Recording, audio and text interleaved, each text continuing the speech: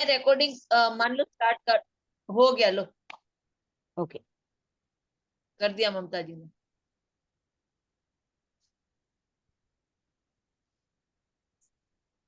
ब्रह्मर्षि पितामह पत्री जी को कोटि कोटि आत्म प्रणाम। वंशी मास्टर जी को कोटि कोटि आत्म प्रणाम। गीताचार्य श्री कृष्ण परमात्मा को, अर्जुन जी को, वेद व्यास भगवान जी को, श्री गणेश जी को, गीता माता को कोटि कोटि आत्म प्रणाम, हृदय पूर्वक धन्यवाद। गीता का उद्धार करने वाले, इसका अर्थ आंतर्य सब तक पहुंचाने वाले सभी व्यक्तियों का, उनके आत्मा को हृदय पूर्वक पादाभिवंदन।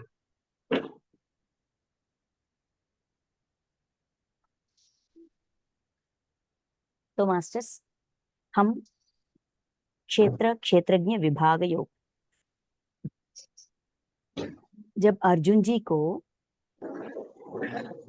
भगवान की दर्शन होती है, विश्व रूप दर्शन, चतुर्भुज रूप दर्शन होती है, भगवान उनको ये समझाते हैं कि जितना भी साधना करो, यज्ञ करो, दान करो, धर्म करो, शास्त्र पठन, शास्त्र ज्ञान का पठन करो, जैसा भी करो, बहुत सारे लोग इस रूप का दर्शन के लिए तरसते हैं, लेकिन इनको प्राप्त नहीं होती। जो अनन्य भक्त है, जो अनन्य भक्त है, सिर्फ उसी को ये प्राप्त होती है। और अनन्य भक्त की मतलब क्या है वो समझाते हैं। तब अर्जुन जी पूछते हैं कि सगुण रूप के जरिए, सद्गुणों का रूप, रूप के पीछे सद्गुण, ये जानते हुए, ये मानते हुए आप पर विश्वास, अनन्य भक्त बन गए, वो एक ग्रुप है।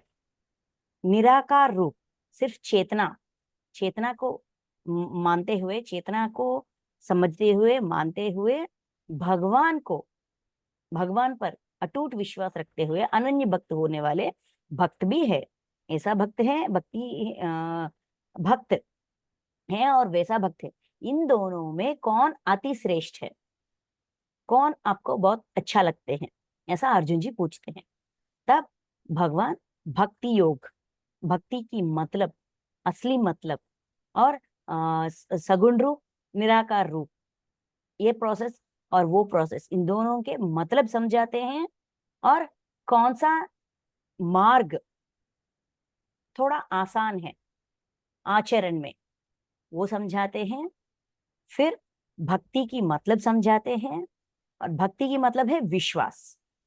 और वो विश्वास भगवान पर हम कैसे प्राप्त कर सकते हैं, भगवान के प्रति हमारे विश्वास को धीरे धीरे धीरे धीरे कैसे बढ़ा सकते हैं, और वो अटूट कैसे बना सकते हैं, हमको समझाते हैं। समझाने के बाद क्षेत्र क्षेत्रज्ञ विभाग योग, इस अध्याय को शुरू करते हैं। मतलब ये अध्याय भी उसी प्रश्न का समाधान है। जैसे भगवान पर विश्वास होना आवश्यक है, वो विश्वास कैसे हम बढ़ा सकते हैं वो समझाते हैं। समझने के बाद हमें अपने बारे में, मतलब अपने, हम अपने सारे लेवल्स पे हम खुद कैसी अपने आप को समझ सकते हैं। मैं क्या हूं, मैं क्यों हूं, मैं कौन हूं। जैसा रमणा महर्षि का क्वेश्चन, अपने आप को जानो, तू कौन है, ऐसा सब प्रश्न पूछते हैं ना। कुछ नहीं कहते हु आर यू, आप कौन हो, पता करो, तब सब कुछ पता चल जाएगा। तो हम कौन हैं, हम हमारी जिंदगी में कौन कौन हमें क्या दिया जाता है, परमात्मा की मतलब क्या है, जीव की मतलब क्या है, जीवात्मा की मतलब क्या है, आत्मा की मतलब क्या है, क्षेत्र की मतलब क्या है, क्षेत्रज्ञ की मतलब क्या है, हमें कैसा जीना है। अगर हमें नेक्स्ट लेवल पे जाना है, परमात्मा स्थिति तक जाना है, परमात्मा प्राप्त, परमात्मा को प्राप्त करना चाहते हैं, ज्ञान को प्राप्त करना चाहते हैं, उस ज्ञान को दिव्य बनाना चाहते हैं, तो हमें हमारी जहन में हमें कौन सा इंफॉर्मेशन चाहिए, जैसे कि हम चेक कर सके हम कहाँ गलती कर रहे हैं। हम जब देखते हैं हाँ मैं ध्यान कर रही हूँ, सज्जन सांगत्य कर रही हूँ, सब देख रही हूँ, सब सुन रही हूँ, वो अपने जिंदगी में अपना रही हूँ, फिर भी इतना बदलाव, जितना बदलाव मैंने सोचा उतना बदलाव नहीं है। जिंदगी में और उथल पुथल है, अब क्या करूं, कहाँ गलती हो रही है, किस लेवल पे गलती हो रही है, क्या गलती मेरी है या सामने वाले के है, ये तरह तरह के प्रश्न।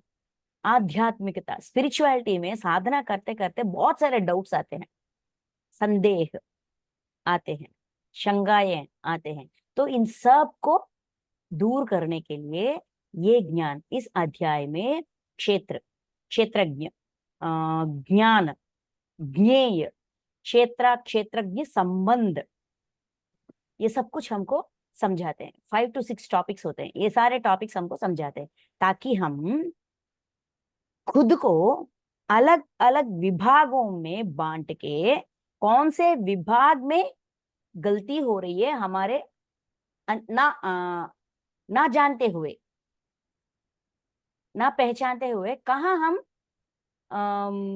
गलती कर रहे हैं, या कहाँ हमारी हमें खुद का बदलाव करना, या कहाँ किस सेक्शन पे आगे बढ़ना है, किस सेक्शन पे हम ठीक से नहीं है, ये सब कुछ चेक करके, सब कुछ मिला के, ये सब मैं ही हूं, अलग अलग परख कर, अलग अलग देख कर, सब गुल मिलाकर खुद को आत्मा जैसे, मैं आत्मा हूं हम कहते हैं, लेकिन खुद को आत्मा जैसे जीना हम कैसे सिखा सकते हैं, वो कैसे बन सकते हैं, इस अध्याय में हमें सिखाते हैं। तो कल हम सिक्स्थ श्लोक तक, जैसे कि 5 और 6 क्षेत्र की मतलब समझाते हैं। भगवान जी क्षेत्र का मतलब समझाते हैं। क्षेत्र में कौन कौन से एंटिटीज है, ये सारे एंटिटीज क्षेत्र, ये सारे एंटिटीज बुद्धि, मन, मूल प्रकृति, पंच महाभूत, 10 इंद्रिय, पंचेंद्रिय, ग्राह्य विषय, इच्छा, क्रोध, द्वेष, सुख, दुख, सारे विकार, स्थूल शरीर, फिजिकल बॉडी और चेतना, ये सब कुछ क्षेत्र कहाया जाता है। तो अब किसके बारे में, 7 to 11 इन 5 श्लोकों में, 7 to 11 इन 5 श्लोकों में हमें ज्ञान, ज्ञान की मतलब समझाते हैं। हम सोचते हैं सुनना, पढ़ना, समझना ये ज्ञान है, लेकिन ज्ञान की असली मतलब, पहले तीसरी श्लोक या सेकंड श्लोक या थर्ड श्लोक में हमको समझाया गया था क्षेत्र और क्षेत्रज्ञ, इन दोनों के बारे में तत्वतः जो जैसा है वैसा समझना, अलग अलग समझना, और दोनों के बीच के संबंध क्या है ये भी समझना, इसी को कहते हैं ज्ञान। ज्ञान का मतलब यही है, ऐसा हमको एक आउटलाइन में एक 1 वर्ड आंसर जैसा दिया गया था, है ना। अभी डिटेल में इन 5 श्लोकों में ज्ञान की मतलब क्या है। अगर हमें ज्ञानी बनना है तो हमारे अंदर कौन कौन सी लक्षण होनी चाहिए, वही ज्ञानी है। तो यहां से इस अध्याय से शुरू होते हुए भगवत गीता पूरी तरह से 18th चैप्टर तक हमें बहुत सारे बड़े बड़े लिस्ट देते हैं। इन लिस्ट को परखते, देखते, लिखते, सही गलत है, मैं हूं उसमें या नहीं हूं, या मेरे अंदर ये सब कुछ, मुझे ये सब कुछ सीखना अभी बाकी है, ऐसा हम चेक कर सकते हैं। आत्म परिशीलन, सेल्फ चेकिंग के लिए बहुत हेल्प करते हैं ये सारे अध्याय। तो अभी इन 5 श्लोकों में ज्ञानी के लक्षण क्या है देखते हैं, ठीक है। 7th श्लोक, श्रेष्ठता के अभिमान का अभाव। अभाव मतलब नहीं होनी चाहिए, है ना। भाव मतलब हमारी भावना, अभाव मतलब ये भावना नहीं होनी चाहिए। कौन सी भावना नहीं होनी चाहिए हमारे अंदर, श्रेष्ठता के अभिमान, अभिमान का, मैं श्रेष्ठ हूं, मैं सबसे श्रेष्ठ हूं, इस भावना से लगाव, इस भावना पर अभिमान, इच्छा नहीं होनी चाहिए। मैं श्रेष्ठ हूं कि नहीं, चेक करनी चाहिए, बस मैं श्रेष्ठ हूं, ऐसा उनसे उस भावना से लगाव नहीं होनी चाहिए। नेक्स्ट, देहा डंबाचारण डंबाचरण का अभाव। डंबाचरण मतलब डंब प्लांट्स जो डंभी फीड करते या हैं डंभा। इंसेक्ट्स पर उन्हें इंसेक्टिवोरस प्लांट्स कहते हैं। ये प्लांट्स तो ये डंभा की मतलब क्या है? जैसे कि जो नहीं है वो है जैसा, जो है वो नहीं है, ऐसा अभाव। जो जैसा है वैसा ना मानते हैं, जो नहीं है वो है, जो है वो नहीं है, ऐसा फील करना, ऐसा महसूस करना और ऐसा बिहेव करना, इसको डंबाचार कहते हैं। मतलब मूढ़ता एक तरह से वो नहीं होनी चाहिए। नेक्स्ट, अभाव। किसी भी प्राणी को किसी प्रकार भी ना सताना। किसी भी प्राणी को किसी प्रकार सताना नहीं चाहिए। क्षमा भाव। क्षमा भाव, क्षमा की भावना अपनी अंदर है कि नहीं। यहाँ क्षमा की मतलब ये कहते हैं कि कोई भी प्राणी को किसी तरह की नहीं, क्षमा भाव हमको दर्द देने वाले, हमको पीड़ा देने वाले व्यक्ति को भी अभय देना।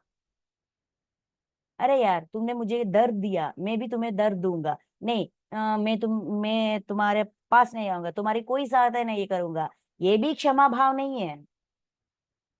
जिसके वजह से हमें पीड़ा प्राप्त होती है उनको अभय देना, कोई बात नहीं, मैं हूं ना, मैं तुम्हारा सहायता करूंगा। तुमने जो किया मेरे साथ उसको जहन में रखते हुए तुम्हें भी ऐसा हो जाएगा वैसा हो जाएगा। दर्द देने वाले व्यक्ति को अभय देना, इसको कहते हैं क्षमा भाव। ये होती है क्षमा तत्व। अगर हम ज्ञानी बनना चाहते हैं तो हमारे अंदर इतना क्षमा भाव होनी चाहिए। कौन से ज्ञानी? परमात्मा जैसे ज्ञानी, अनंत ज्ञान स्वरूप। नेक्स्ट, मन वाणी आदि की सरलता। मन और वाणी, हमारी बातें, हमारी मन में सरलता होनी चाहिए।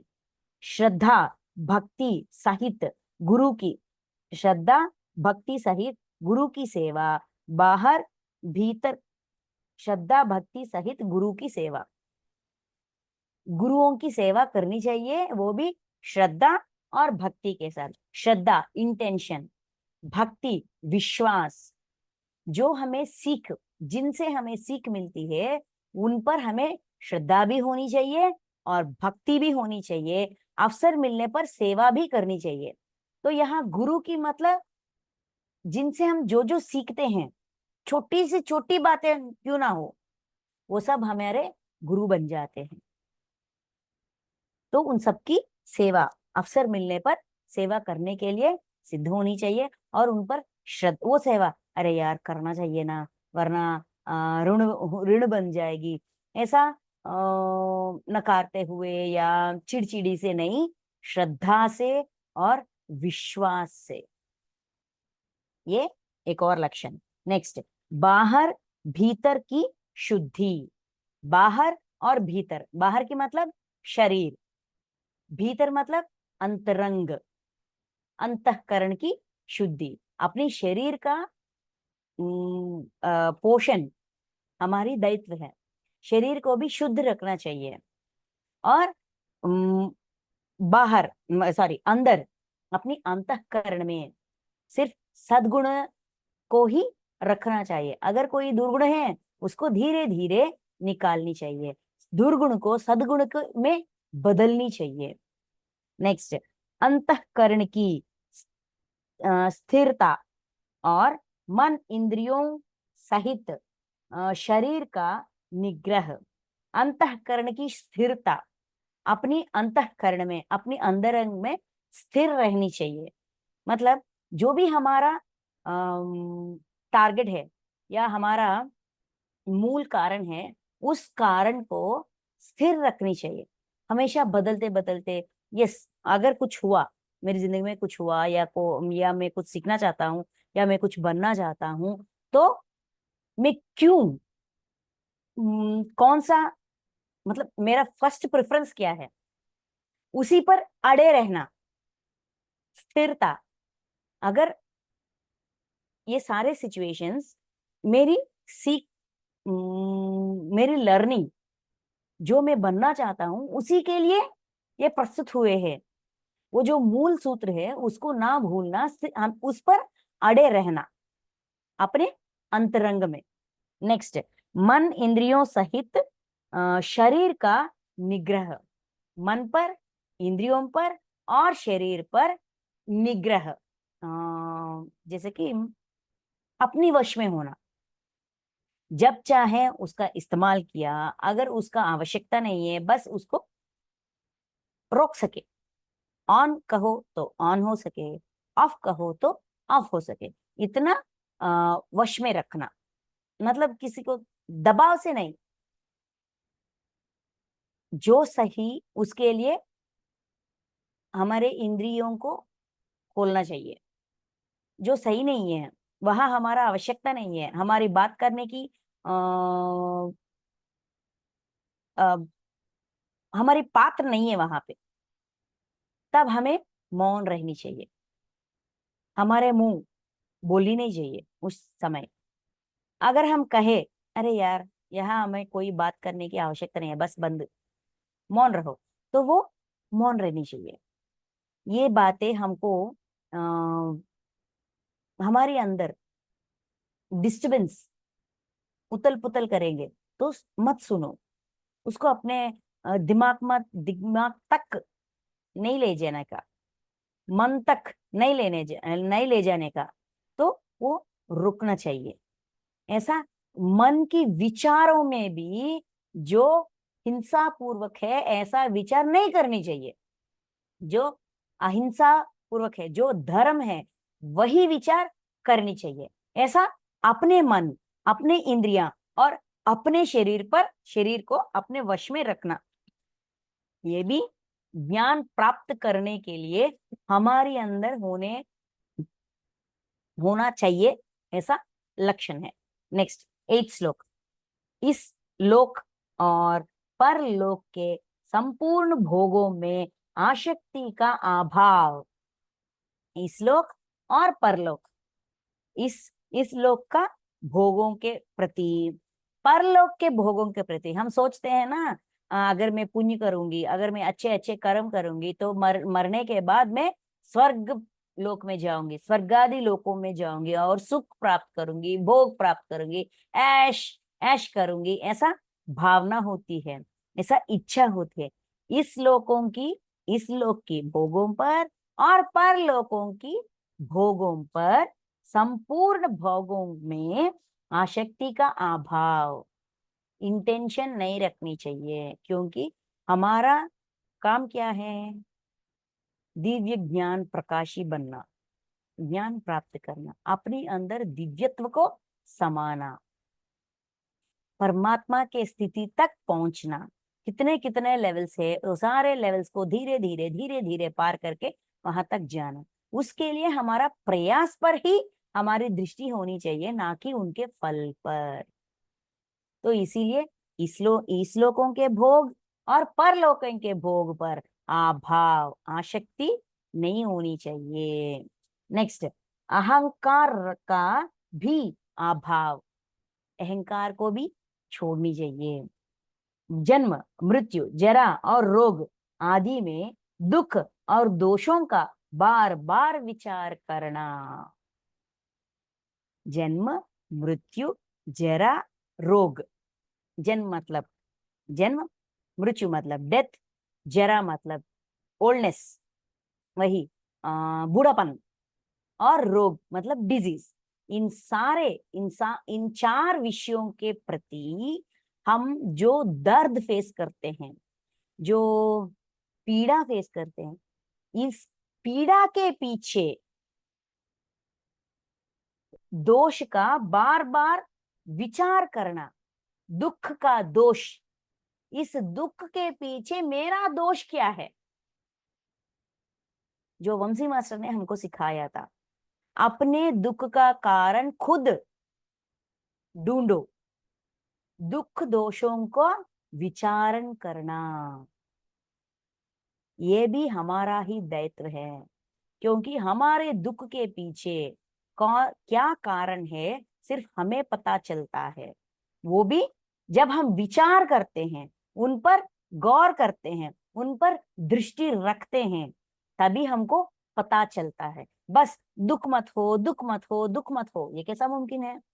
जब कोई हमसे कहे अरे यार ये तो सामान्य है, ये तो कॉमन है, जीते हैं, मरते हैं, जन्म लेते हैं, बुढ़ापे आती है, पीड़ाएं आते हैं, हेल्थ प्रॉब्लम्स, रोग भी आते हैं, ये सब कॉमन है, ऐसा कहने से कोई मानता है क्या? बस सुनते हैं, लेकिन वापस दर्द और पीड़ा को महसूस करते हैं। तो इस पीड़ा के पीछे कौन सा दोष है, उस दोष पर विचारण करना, तभी हम इस पीड़ा से बाहर आ पाएंगे। ये भी ज्ञानी बनने के लिए हमारे अंदर होने वाली एक मुख्य लक्षण है, दुख दोषों का बार बार विचार करना। नेक्स्ट, पुत्र स्त्री, 9th श्लोक। पुत्र स्त्री घर और धन आदि में आसक्ति का अभाव। पुत्र स्त्री घर और धन, ये सब कुछ हमें चाहिए, भगवान ने दे दिया है, क्योंकि सब क्षेत्र में आते हैं, ये हमें हमारे पास है। लेकिन यहाँ क्या कह रहे हैं, उन पर आसक्ति मत रखना, क्योंकि कर्म फल, कर्म बंधनों के रूप में और हमारे कर्मों का फल के रूप में ये सब कुछ हमें दिया गया है। इनसे क्या सीखना है, क्या पाना है और क्या करना है, वो सारे कर्म ऋणों को प्रक्षालन करने के लिए हम लेकर आए हैं। बस आसक्ति, इंटेंशन, अगर ये नहीं होगा मैं नहीं जी पाऊंगा, अगर ये नहीं होगा, ये मुझसे छीन गया तो मैं मर जाऊंगा, ऐसा अटैचमेंट नहीं रखनी चाहिए। वो सब कुछ हमारे जिंदगी में होते हैं, छोटा या बड़ा होते हैं, है कि नहीं? तो उस पर आसक्ति मत रखना, क्योंकि उनका भी एक एक्सपायरी डेट होती है। जब तक हमारा उनके साथ ऋण होती है, तब तक वो हमारे जिंदगी में होते हैं। जब ऋण खत्म हो जाती है, अपने आप हमारी जिंदगी से दूर चले जाते हैं, या हम उनसे दूर चले जाते हैं, या वो हमसे दूर चले जाते हैं, कुछ ना कुछ होता है। वो बीच में दूर चले जाते हैं। तो इसीलिए आसक्ति मत रखना, क्योंकि दर्द महसूस करेंगे। उनके जरिए जो हम सीखना है, मतलब अटैचमेंट, डिटैचमेंट, ये सब कुछ हम खोएंगे, क्योंकि हमेशा हमारे अंदर कब खो जाएगा, कब खो जाएगा, ये कब तक में हमारा ये बंधन रहेगा, कब तक ये घर हम मेरे साथ रहेगा, ये सब कुछ सोचते सोचते ना हम अपनी दृष्टि सीख पर नहीं होगी। क्या कहते हैं, इनसिक्योरिटी फीलिंग, इसके वजह से हम अपने आप को खो जाएंगे, अपना समय खो जाएंगे और अपना लर्निंग भी खो जाएंगे। इसीलिए आसक्ति का अभाव। नेक्स्ट, ममता का ना होना तथा प्रिय और अप्रिय की प्राप्ति में सदा ही चित्त का सम रहना, सदा ही चित्त का सम रहना। ममता, ममता मतलब अटैचमेंट, इमोशनल। ममता का ना होना, किसी से, कोई भी चीज से या कोई भी बंधन से ममता नहीं, किसी चीज पर भी ममता नहीं होनी चाहिए। अगर ये नहीं हो तो मेरा क्या होगा, इतना अटैचमेंट नहीं होनी चाहिए। नेक्स्ट, प्रिय और अप्रिय, जो मुझे अच्छा लगता है वो, जो मुझे अच्छा नहीं लगता, मुझे नहीं चाहिए, बस नहीं चाहिए। जो चाहिए, जो नहीं चाहिए, इन दोनों प्राप्ति में, जब ये दोनों मुझे प्राप्त होते हैं, मैं पाता हूं, मुझे प्राप्त होते हैं, सदा ही चित्त का सम रहना, अपने चित्त में, अपने मन में दोनों के प्रति समभावना। जो मुझे अच्छा लगता वो प्राप्त हुआ, इसका मतलब मैंने किसी को खुशी दी, इसीलिए मुझे प्राप्त हुआ। जो मुझे नहीं चाहिए वो मेरी जिंदगी में आ गए, जो मेरी नजरिया में अप्रिय है, अच्छा नहीं लगता, लेकिन फिर भी प्राप्त हुआ, ठीक है, वो भी लेना चाहिए। मतलब एक्सेप्टेंस, प्रिय और अप्रिय दोनों के प्रति हमारे अंदर एक्सेप्टेंस, स्वीकार भावना होनी चाहिए। नेक्स्ट 10th वन, मुझ परमेश्वर में अनन्य योग के द्वारा अव्याभिचारिणी भक्ति, अव्याभिचारिणी भक्ति, मुझ परमेश्वर परमात्मा पर अव्याभिचारिणी भक्ति मतलब अटूट गहरी विश्वास होनी चाहिए। क्योंकि ये सारा सृष्टि में हमें जो भी चाहिए कौन दे रहे हैं? परमात्मा दे रहे हैं। अगर हमें कुछ चाहिए, जो हमें चाहिए वो दिया गया है, जीते जी या जिंदगी कटते कटते अगर अरे यार मुझे वो चाहिए, ये चाहिए, मुझे ऐसा बंगला चाहिए, ऐसा ये मुझे ज्ञान चाहिए, जो भी हमें चाहिए, अगर उनको पूछा जाए तो जरूर किसी भी मार्ग में हमको देते हैं। तो जो भी हो जाए मेरी जिंदगी में, जो भी हो जाए वो मेरे लिए है, मेरा देखरेख वो करेगा, मेरा मार्गदर्शन वो करेगा। इतना विश्वास मानना, सच्चे दिल से, दिल और जान से भगवान को मानना और उन पर विश्वास रखना। उस विश्वास से हमारे जिंदगी में जो भी हो हम तुरंत उनके पास जाएंगे। मैं ना इस स्थिति में हूं, मैं क्या करूं, मुझे राह दिखाइए, मुझे मार्गदर्शन कीजिए, मुझे थोड़ा सलाह तो दीजिए, कुछ तो दीजिए। ऐसा हम पूछकर ध्यान में बैठेंगे तो हमें समाधान मिलती है ना। समाधान कब मिले? समाधान हमेशा मिलती है, लेकिन सुनने के लिए हम तैयार कब होंगे? जब हमारे अंदर इतना विश्वास होगा तब हम सुन पाएंगे, तब हम एहसास कर पाएंगे उनके दिए गए समाधान को, मार्गदर्शन को महसूस कर पाएंगे। तो इसीलिए मुझ पर मतलब परमात्मा पर अटूट अव्याभिचारिणी भक्ति।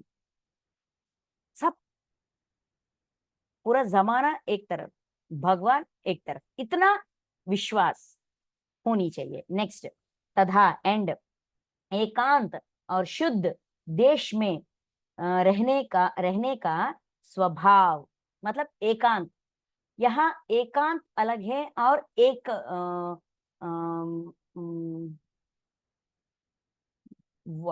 लोनलीनेस, अकेला, लोनलीनेस अलग है। लोनलीनेस को क्या कहते हैं? अकेला, अकेला। अकेला, अकेला वो अलग है। यहाँ एकांत मतलब कितने जनों के बीच हम ना हो। हमारे जिंदगी में ऐसा सिचुएशंस आते हैं कि हमें कंपलसरी जाना पड़ता है, रहना पड़ता है, वहां रुकना पड़ता है, लेकिन हम सोचते हैं हमेशा अरे यार मेरा समय सब कुछ नष्ट हो गया, ये वेस्ट हो रहा है, ये इतने समय में ध्यान तो कर सकती हूँ या कुछ क्लासेस सुन सकती हूँ या घर में जो काम है वो काम कर सकती हूँ। ऐसा हम सोचते हैं, ये वेस्ट हो गया, वेस्ट हो गया, ऐसा सोचते हैं। नहीं, हम वहां भी हमारे साथ हम रह सकते हैं। साधना करने के लिए एकांत में रहना आवश्यक है। इतना ऐसा वो भी होनी चाहिए। जब कुछ सिचुएशन में हमें होना पड़ता है, हम जहां भी हो, जिन जिन परिस्थिति में भी हो, फिर भी हम एकांत होना चाहते हैं तो एकांत हो सकते हैं। ऐसा हमारी सिचुएशन के साथ फ्लेक्स हो जाना, माउल्ड हो जाना, खुद को माउल्ड करना, ये भी एक लक्षण है। जब हम सारे रिश्तेदार आए हुए हैं घर में, सब बैठे हुए हैं, गप्पे मार रहे हैं, हमें ना इंटरेस्ट नहीं होता। धीरे धीरे इन सब चीजों में हमारा आसक्ति घटती रहती है। नहीं, थोड़ी सी तो नहीं चाहते हैं, मुझे नहीं चाहिए, ऐसा हम फील करते हैं ये वेस्ट हो रहा है, समय वेस्ट हो रहा है, अरे यार कब होंगे, कब चले जाएंगे, ऐसा हम चिड़चिड़ी हो जाते हैं। चिड़चिड़ी होने की कोई आवश्यकता नहीं है। हम वैसा वही बैठकर भी हमारे अंदर मन को जीरो करके हम जिस विषय के बारे में सोचना चाहते हैं, जिस पर दृष्टि रखना चाहते हैं, वहां दृष्टि रखकर भी हम एकांत रह सकते हैं। ये ज्ञान प्राप्ति का एक और लक्षण है। ऐसा भी हम सीख सकते हैं। उन गप्पों से भी, उन तरह तरह की बातों से भी हम ज्ञान को ऐसा गिन गिन के, चुन चुन के ले सकते हैं। कुछ बातें ऐसे होते हैं क्योंकि परमात्मा हर रूप में उपलब्ध है कि नहीं? ये सारे जो लोग हमारे आसपास है वो सब भी परमात्मा का ही स्वरूप है।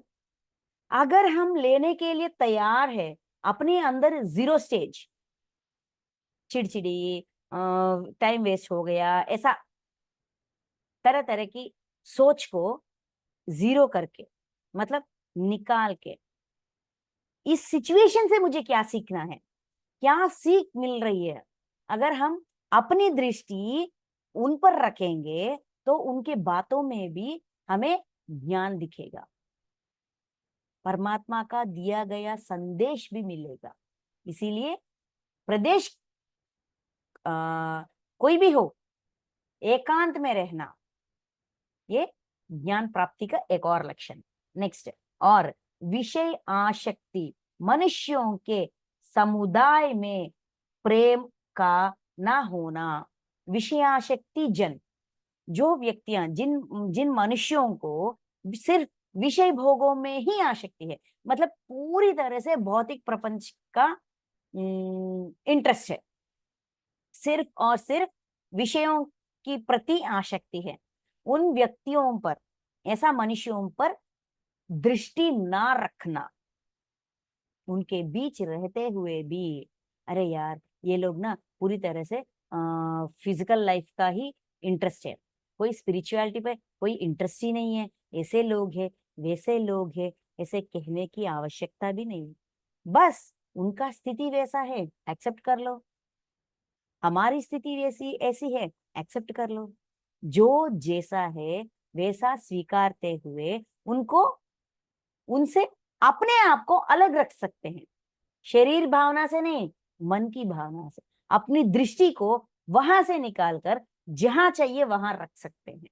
ऐसा भी होनी चाहिए, क्योंकि ऐसा नहीं होगा तो हम सिर्फ दोषारोप करते रहेंगे। ये लोग ऐसे हैं इसीलिए मैं साधना नहीं कर पाई, ये लोग हमेशा ऐसी बातें करते हैं इसीलिए मैं क्लास पे नहीं आ पाई, या मैं कुछ सुन नहीं पाई, या कुछ पढ़ नहीं पाई, मास्टर्स के बुक्स पढ़ पाई, ऐसा हम ढूंढते हैं, कारणों को ढूंढते हैं, कंप्लेनिंग करते हैं। इसीलिए कंप्लेनिंग ना करें तो क्या करनी चाहिए? विषय आसक्ति मनुष्यों के समुदाय में प्रेम का ना होना। लगाव मत रखना वहां पे, अपनी दृष्टि वहां से निकाल दो। अगर इंटरेस्ट नहीं है तो दृष्टि निकाल दो, खुद को निकालना नहीं, अपनी कंसंट्रेशन वहां से निकालकर जो चाहिए उस पर रखना। ऐसा भी हम कंप्लेनिंग नेचर से बाहर आ सकते हैं। नेक्स्ट 11th वन, आध्यात्मिक ज्ञान में नित्य स्थिति और तत्व ज्ञान के अर्ध रूप परमात्मा को ही देखना, यह सब ज्ञान है, और जो इससे विपरीत है वह अज्ञान है। आध्यात्मिक ज्ञान में नित्य स्थित, आध्यात्मिक ज्ञान में नित्य स्थित, नित्य निरंतर स्थित होना चाहिए। इसका मतलब क्या है? जब हम क्लास में आते हैं या ध्यान में बैठते हैं तभी हम आध्यात्मिक व्यक्ति बनते हैं, उसके बाद भौतिक व्यक्ति बन जाते हैं, है ना?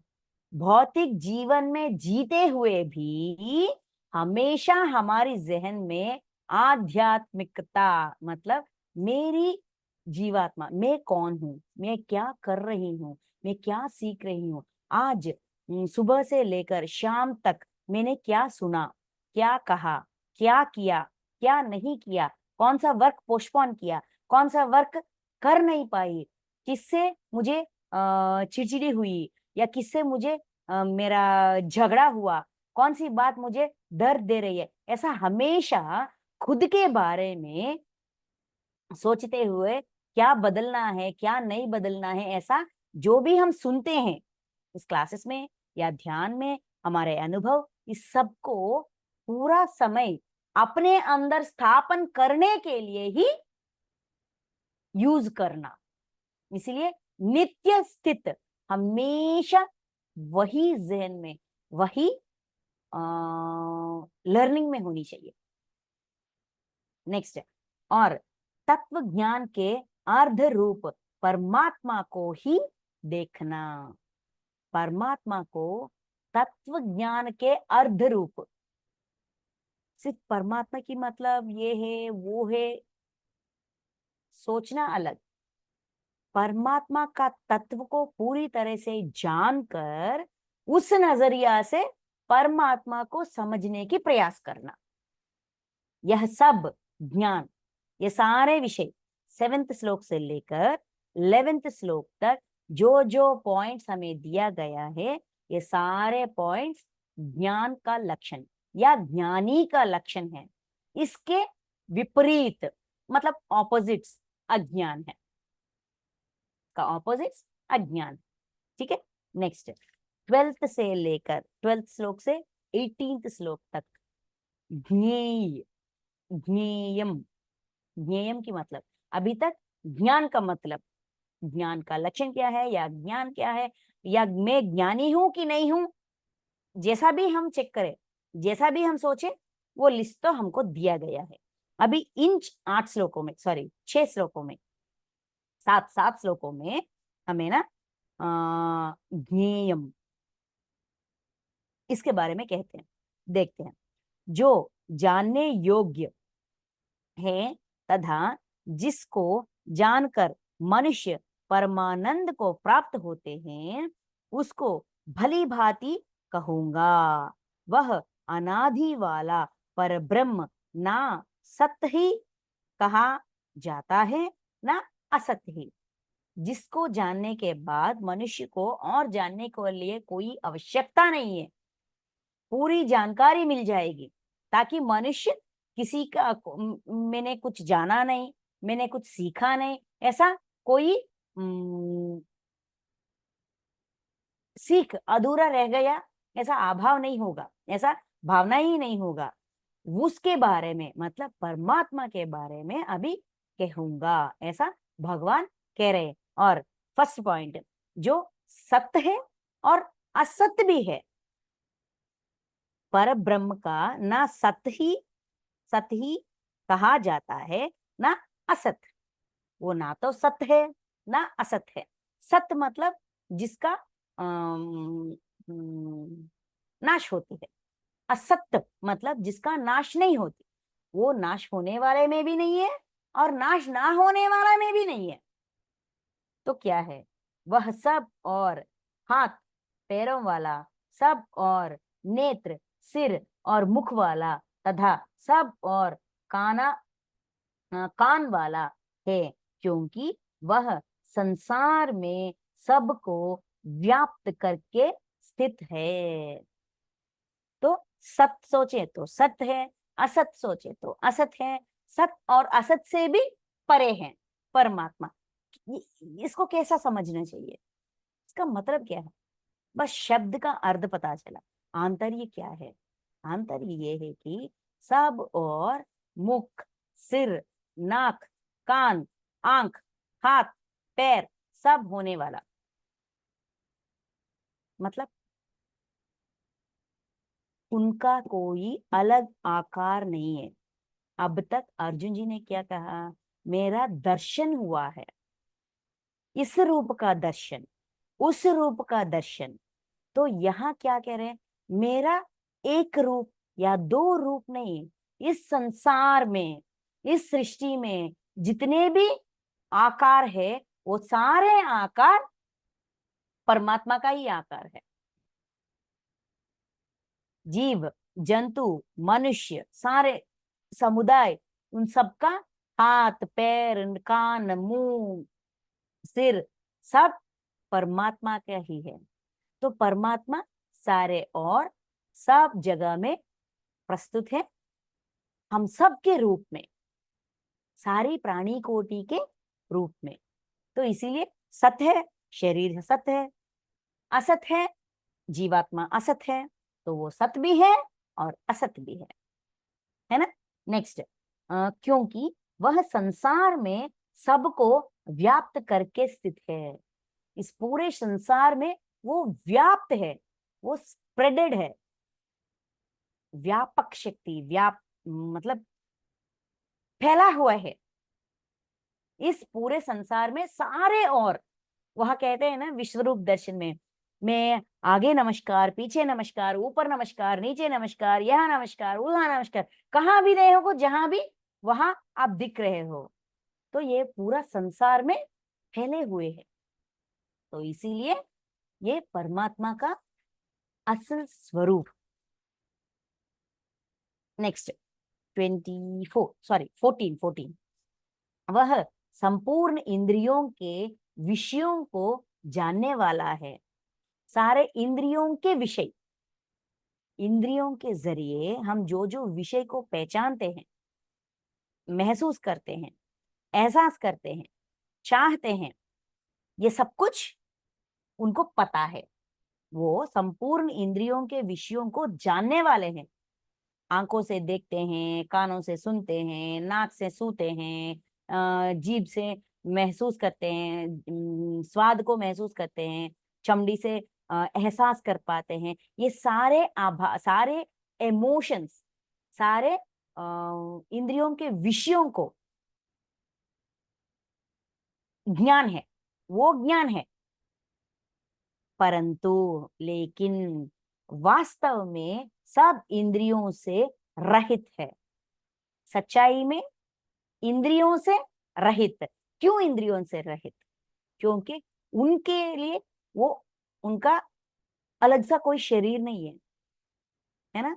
सारे शरीरों के जरिए वो भावना को महसूस कर पाते हैं, क्योंकि उन्होंने भी ऐसा तरह तरह के शरीर लेकर, तरह तरह के जन्म लेने के बाद ही उस स्थिति तक पहुंचे हैं। तो इसीलिए ये सारे विषयों का ज्ञान उनमें है, लेकिन इंद्रियां नहीं है, इंद्रियां नहीं है, लेकिन उसका ज्ञान है।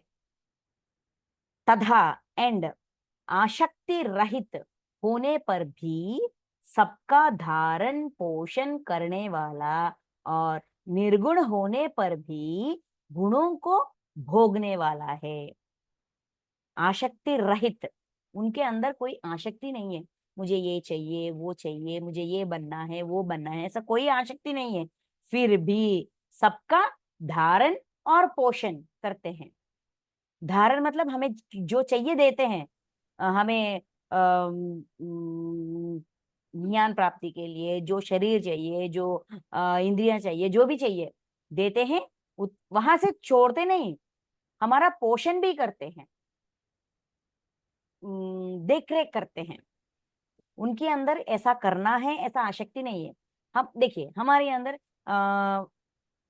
पढ़ना है, बड़ा होना है, जॉब पकड़ना है, शादी करना है, बच्चे पैदा करने हैं, बच्चों के देखरेख करने हैं, इन सब में हमें आसक्ति है, इसीलिए हम कर रहे हैं। लेकिन भगवान परमात्मा को आसक्ति नहीं है, फिर भी सब काम करते हैं। धारण और पोषण, इस सारे सृष्टि का, सारी प्राणी कोटि का धारण और पोषण करते हैं। ये परमात्मा के लक्षण हमें क्यों सिखा रहे हैं? ताकि धीरे धीरे धीरे अपने काम करते करते हमारे कर्म बंधनों को निभाते निभाते हम भी आसक्ति से आसक्ति रहित हो सकते हैं। ये भी मुमकिन है, नामुमकिन नहीं है, ये भी मुमकिन है।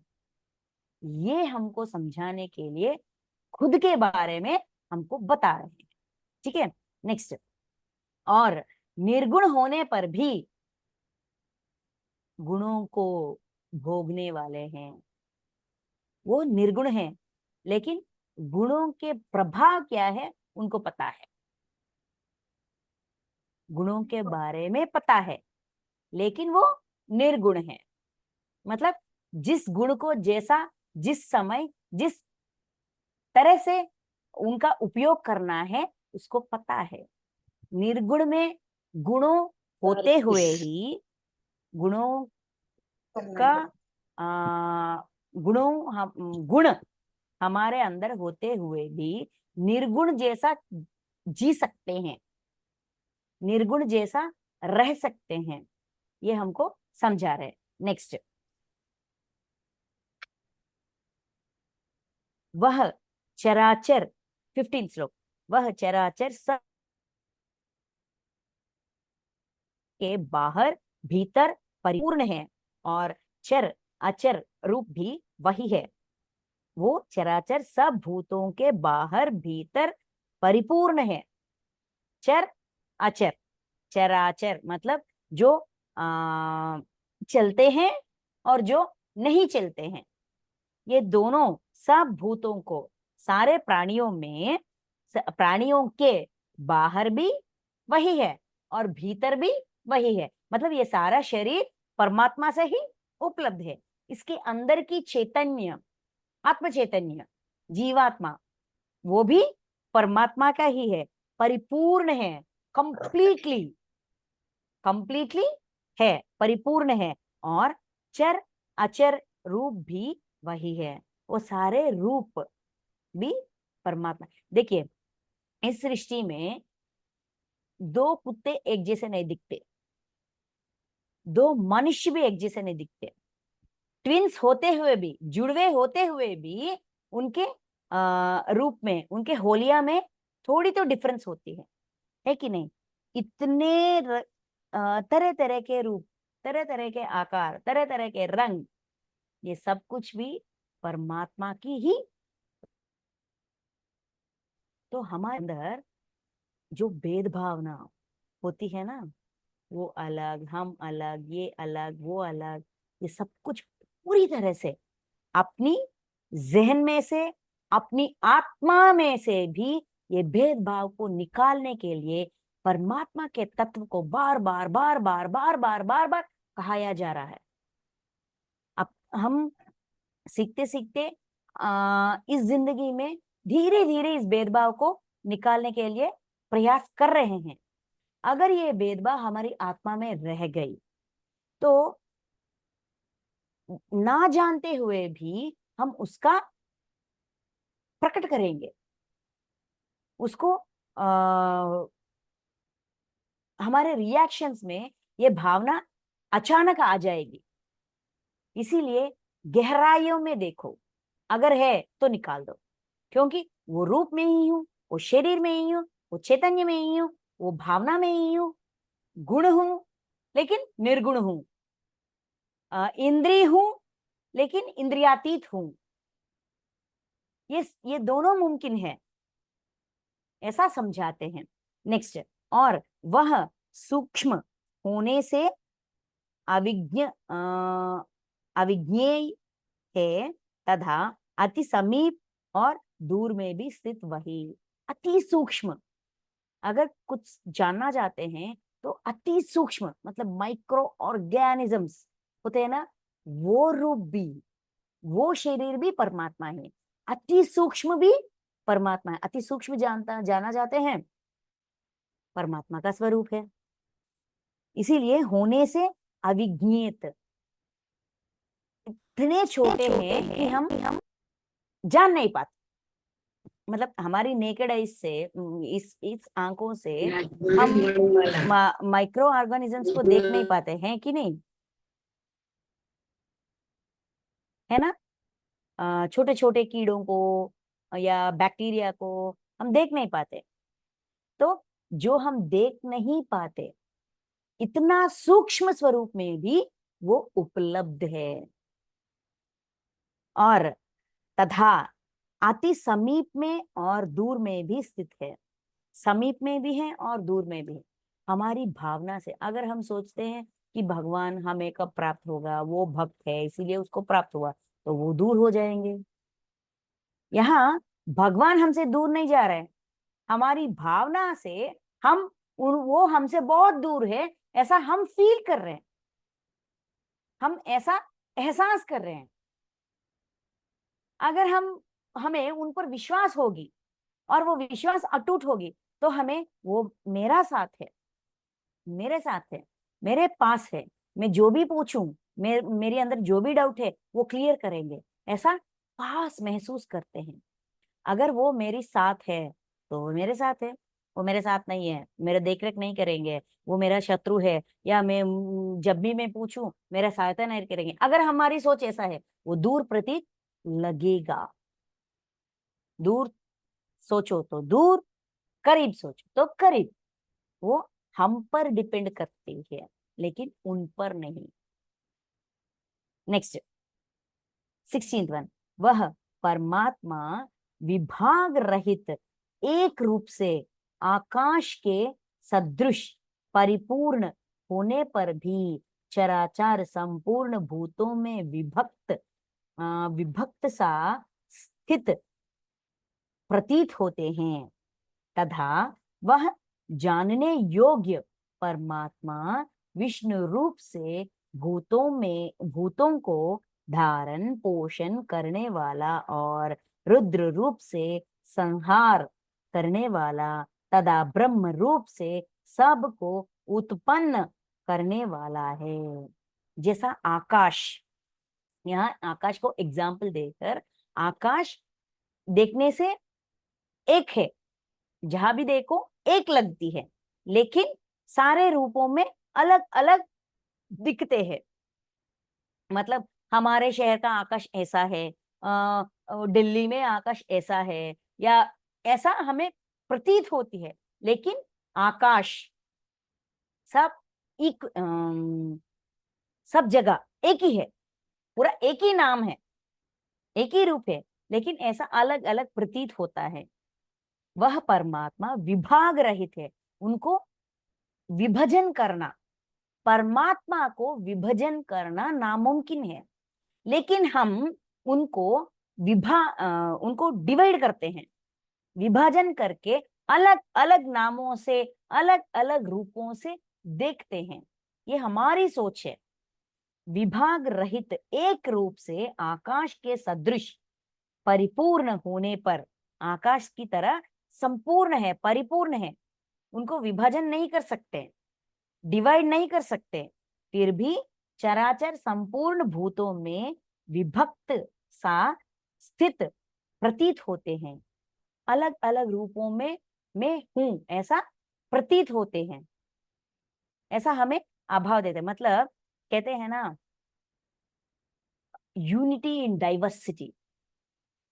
हम सब एक देश की वासियां हैं, लेकिन हम आंध्रा वाले हैं, हम बिहार वाले हैं, हम महाराष्ट्र वाले हैं, हमारी भाषा ये है, वो भाषा वाले हैं, ये भाषा वाले हैं, लेकिन एक नजरिया से देखा जाए तो हम सब इस देश की वासियां हैं। वैसा इस देश को हम बांट नहीं सकते, लेकिन बट गए हैं, है ना, ऐसा प्रतीत होता है। इस एकता की भावना से देखा जाए तो साहब हम सब एक समान। और इतना ही नहीं, हमने खुद को जाति मत देश प्रांत भाषा अमीर गरीब ज्ञान अज्ञान, इन बहुत सारे एंटिटीज में हमने अब खुद को बांट लिया। हमारे जहन में ये सारे दायरिया, ये सारे इमोशंस को हमने रख दिया, दीवारों को खड़े कर दिया, है ना।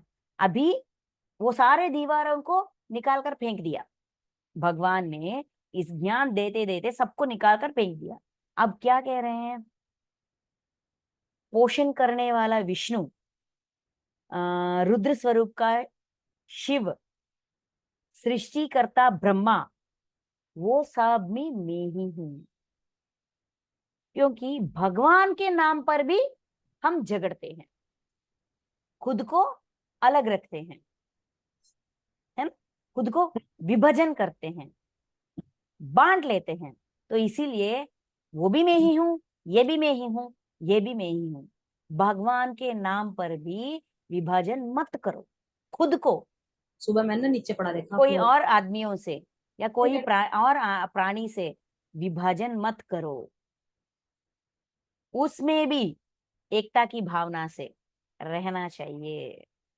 सारे भगवान एक समान, रूप अलग अलग, शिव जी का रूप अलग, विष्णु जी का रूप अलग, ब्रह्मा का रूप अलग, उन जो काम वो करते हैं, जो उनका ड्यूटीज है वो अलग अलग हो सकते हैं, लेकिन वो सब ऐसा यहाँ कहा गया था ना, सदा वह जानने योग्य परमात्मा, जानने योग्य परमात्मा विष्णु रूप में भूतों को धारण पोषण करने वाले हैं, उस रूप में वो काम कर रहे हैं। रुद्र रूप में संहार करते हैं, करने वाले हैं, तथा ब्रह्म रूप से सबको उत्पन्न करने वाले हैं।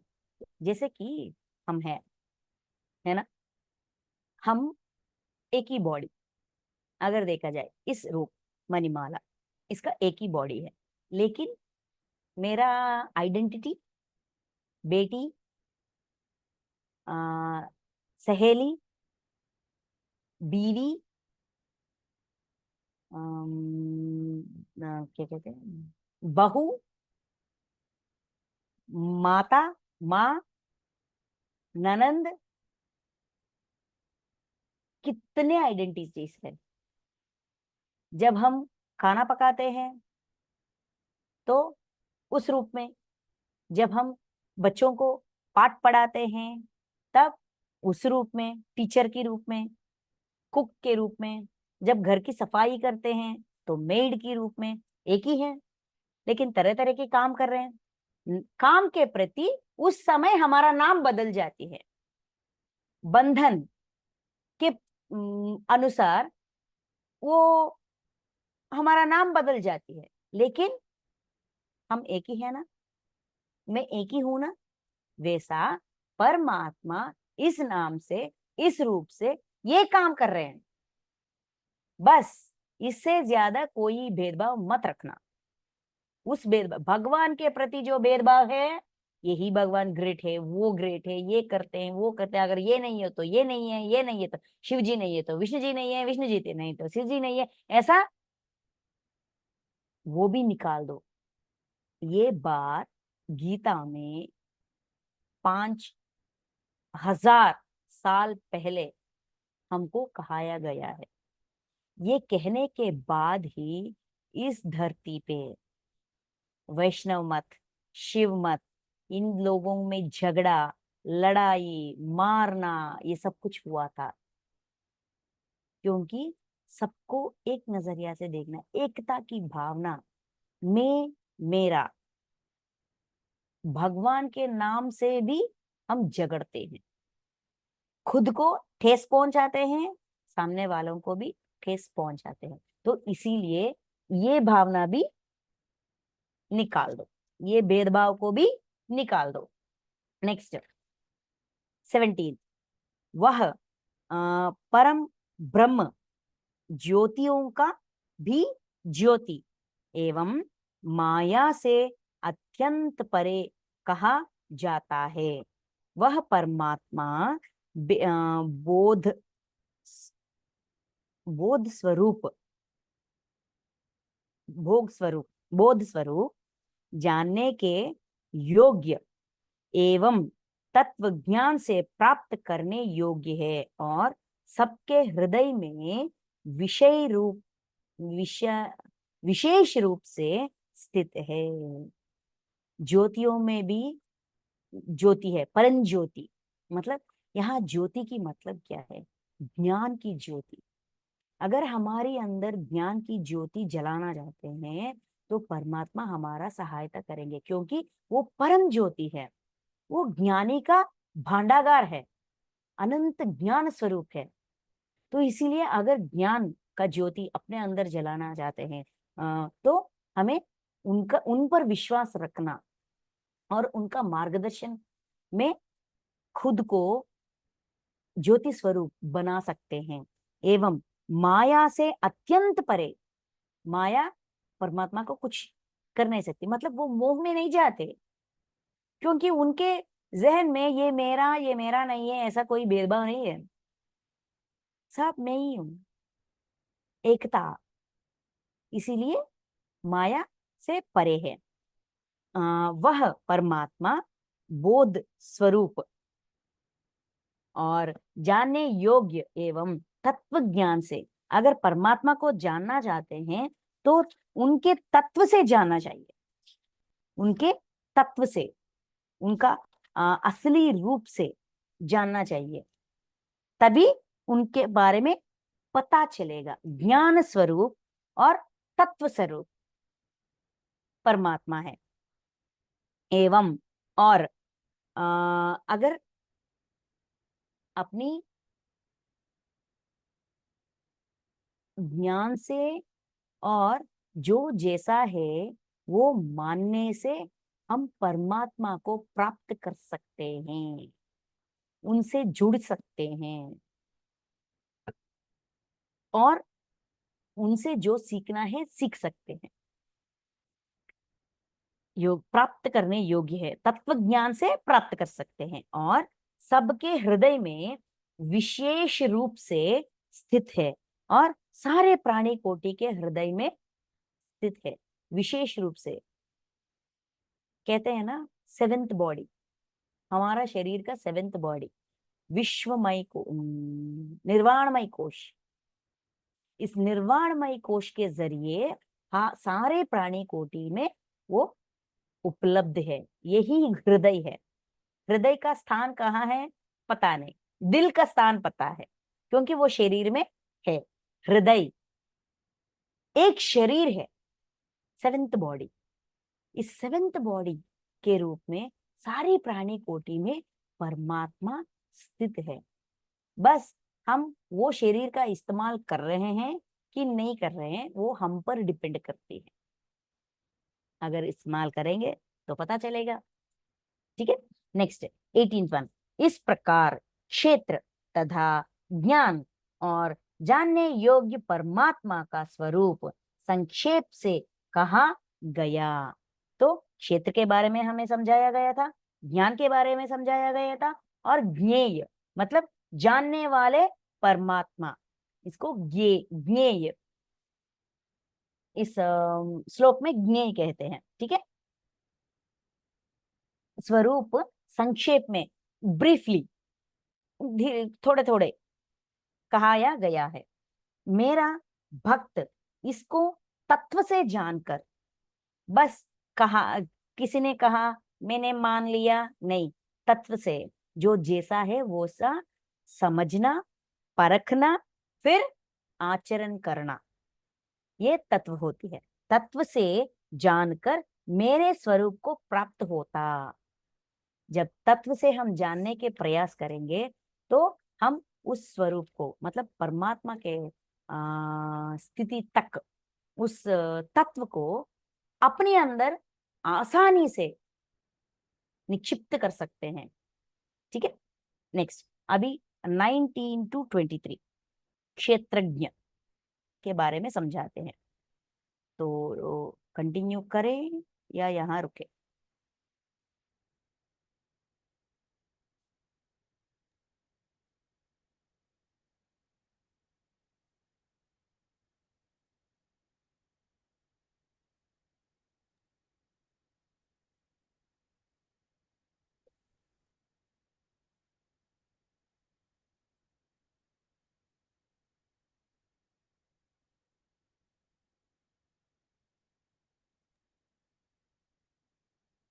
बन्ना जी आवाज नहीं आ रही। वरना मैम आपकी आवाज नहीं आ रही।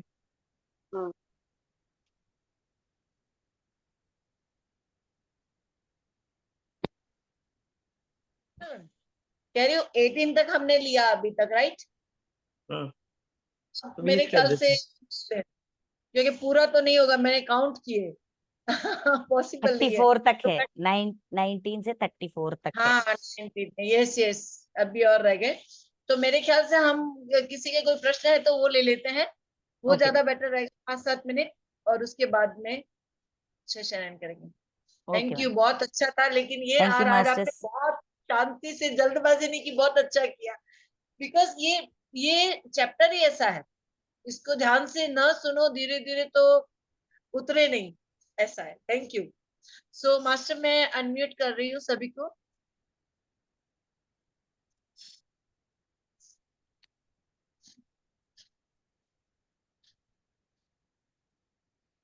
Yes, raise your hand. अपने जिस किसी को भी कुछ भी पूछना है, कोई कंफ्यूजन है या वैसे भी कुछ भी शेयर करना है, प्लीज। आरती मैम, कौन कौन है?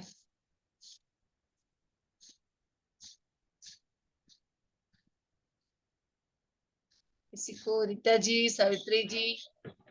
नमस्कार नमस्कार सभी ध्यानियों का आत्मवंदन। एकादशी के पवित्र दिन की सबको शुभकामनाएं। और जैसा कि मणिमाला मैम ने इसका जो वर्णन किया है, क्षेत्र यानी एक क्षेत्र की इसकी कल्पना की, हमारा शारीरिक क्षेत्र है और इस प्रकार से इसमें किए हुए कर्ता भी हम हैं, करने वाले भी हम हैं और वो भी करने वाला भी हम ही है, यानी सभी स्वरूपों में हम ही हैं। और किस प्रकार से हम इस खेत की रक्षा करते हैं, कैसा इसमें बीज बोते हैं और कैसा इसका फल होता है, ये सब देख। मगर है सारा वो एक ही, जमीन भी वही है, बीज डालने वाला भी वही है, बीज उगाने वाला भी वही है और बीज काटने वाला भी वही है। ईश्वर ने इसी स्वरूप में जीव को बताया है कि अलग अलग जो भेद है ना, ये भेद करके तुम बांटो मत। यानी इंसान ने तो भगवान को बांटना भी शुरू कर दिया। ये बालाजी तो राजपूत है, वो हिंदू है, वो गुजर है, वो फला है फला है फला। अरे ईश्वर की कोई जात होती है? साधु कहते ना, साधु की कोई जात नहीं है। ये साधु जिस स्वरूप चोले में आ गए, यानी वो साधु ही है केवल। तो इस प्रकार से कि जो परमात्मा है ना, उसमें हम भेद नहीं डालें। ब्रह्मा भी वही है, विष्णु भी वही है और शिव भी वही है, तीनों स्वरूप है। काम करने वाले, सुबह मैं उठ के झाड़ू लगाती हूँ तो काम वाली बाई बन गई, जैसा मैम ने भी बताया। भोजन बनाती हूँ तो मैं महाराजिन बन गई, परोसती हूँ तो मैं वो बन गई। यानी कि इसमें अलग अलग स्वरूपों का ही वर्णन है, मगर सर्व स्वरूपों में वो एक ही विद्यमान है। यहीं पे यही बताया गया है, यही एक क्षेत्र क्षेत्र की ओर से। तो यानी कि हम सभी हैं, तो हमको ईश्वर में भेद नहीं उत्पन्न करना चाहिए। हाँ, उन्होंने जो हमें हिदायतें दी है उनको फॉलो करना चाहिए। काम ना करो, क्रोध ना करो, किसी को सताओ मत, उपकार करो, किसी की भलाई करो, कटु वचन ना बोलो, ये सब समझाते हुए मैम बहुत सुंदर से इसका विश्लेषण करती हैं और बड़ा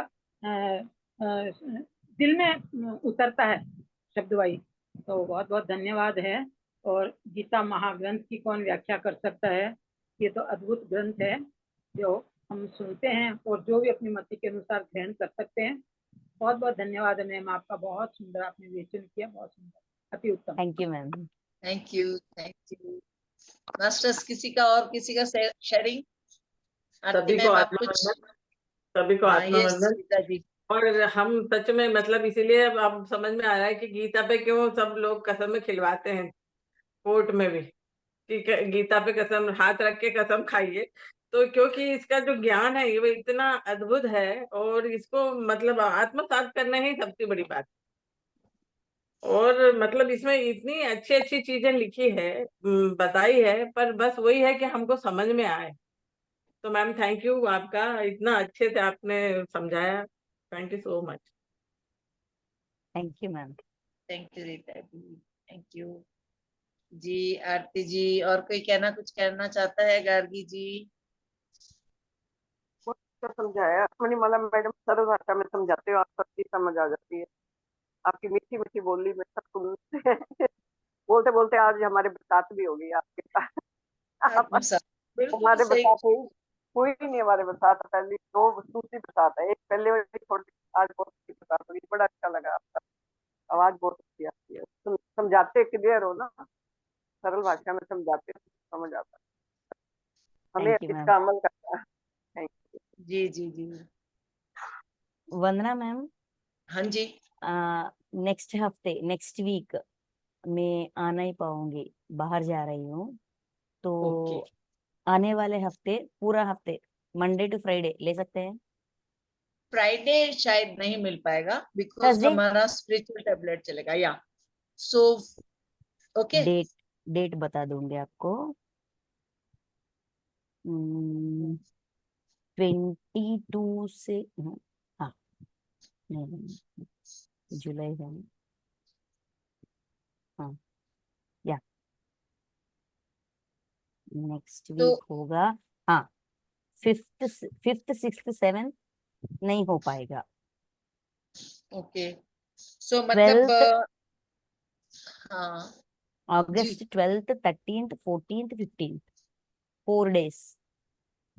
4 डेज आप लेंगे ना? हम्म। ठीक है। एक फ्राइडे नहीं मिलेगा, सैटरडे अगर आपको चाहिए तो मैं किसी का अरेंज ना करूँ, सैटरडे संडे सैटरडे आप संडे बोलो तो नहीं तो मैं किसी। बता दूंगी अगर हो सके तो मैं जब 12th आ जाऊंगी ना तभी बता दूंगी, ठीक है, ओके, थैंक यू। क्योंकि ये अध्याय में एक और सेशन होगा इस यस, अध्याय का, क्षेत्रज्ञ विभाग। हाँ, इसके बाद 14th चैप्टर जो है 14th आ जाएगा। 14th चैप्टर गुणत्रय विभाग, वो जी, एक दिन में हो सकता है, हो जाएगा, वो एक दिन में हो जाएगा। ओके। नेक्स्ट गुणत्रय के बाद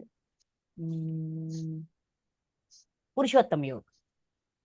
मंडे 19th को शायद मैम रक्षाबंधन है। इसमें 14 में 28 27 है। हाँ 27 गुणत्रय विभाग वो आसान है, एक एक गुण के बारे अच्छा, में 3-3 श्लोक होते हैं, सात्विक गुण, राजस गुण, तामस गुण, 3 श्लोक, ऐसा 20 ओके, श्लोक तक वो डिटेलिंग देते हैं, उनके तत्व, उनके भाव, हमारी भावना के प्रति वो गुण क्या है, ऐसा ब्रीफ एक्सप्लेनेशन देते हैं। और उसके बाद गुणातीत स्थिति में कैसे जाते हैं वो 7 श्लोकों में बताते हैं। तो एक दिन में हो जाएगा गुणत्रय विभाग योग। और उसके 15 के लिए 2 डेज राइट? हाँ 2 days हम नहीं 15th है ना? 12th क्षेत्रज्ञ विभाग, 13th नो, अगस्त 12th 12th है क्षेत्रज्ञ, देन गुणात्रय त्रय विभाग है। या उसके बाद 12th में क्षेत्रज्ञ, 15 पुरुषोत्तम।